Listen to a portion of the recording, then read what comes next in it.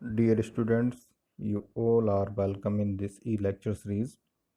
Today we are going to start Unit 4, Gravitation and Satellites. So let's start with gravitation. Gravitation means गुरुत्वाकर्षण. गुरुत्वाकर्षण क्या होता है? Gravitation is a natural phenomenon by virtue of which every mass in the space has attraction towards another mass in the space. इसका मतलब गुरुत्वाकर्षण एक इस तरह की फिनोमिना है जिसके कारण मुक्त आकाश में स्थित कोई द्रव्यमान दूसरे द्रव्यमान पर आकर्षण बल लगाता है, या हम कह सकते हैं कि यदि दो द्रव्यमान मुक्त आकाश में स्थित हैं तो उनके बीच में एक आकर्षण बल लगता है। इसी को हम गुरुत्वाकर्षण कहते हैं। Force due to gravity is known as gravitational force. और गुरुत्वाकर्षण के कारण जो बल लगता है द्रव्यमानों के मध्य उस बल को हम गुरुत्वीय बल के नाम से जानते हैं। फिर है ग्रेविटेशनल फील्ड यानी कि गुरुत्वीय क्षेत्र। So a field around a mass in which another mass experiences gravitational force towards the mass is known as gravitational field। इसका मतलब यदि हम किसी द्रव्यमान के चारों ओर एक ऐसे क्षेत्र की कल्पना करें जिसके अंदर रखा हुआ कोई दूसरा द्रव्यमान आकर्षण बल का अनुभव करे, तो उस क्षेत्र को हम गुरुत्वीय क्षेत्र कहते हैं।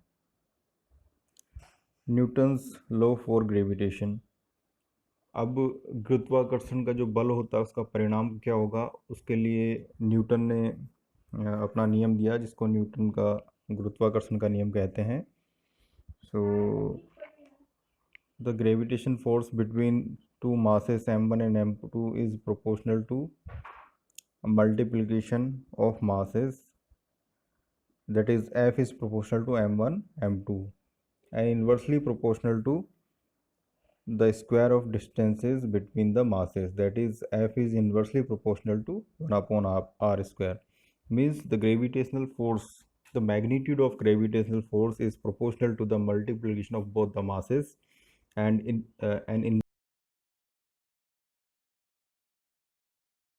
inversely proportional to the square of distance between these two masses. So finally we can write F is proportional to m1 m2 upon r square.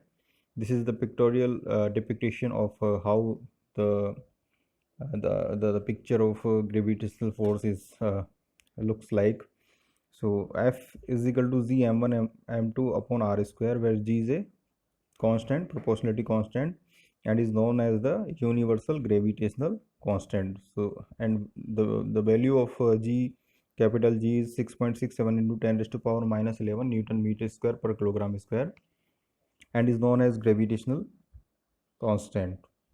The gravitational force on both the masses is same, यानी कि दोनों ही द्रव्यमानों पर लगने वाला जो गुरुत्वाकर्षण बल का परिणाम है वो समान होता है। ऐसा नहीं है कि कोई बड़ा द्रव्यमान है तो वो छोटे द्रव्यमान पर ज़्यादा बल लगाएगा, बल समान होता है। The distance between mass are taken from center of the masses, hence the mass acts as they are centered at a single point.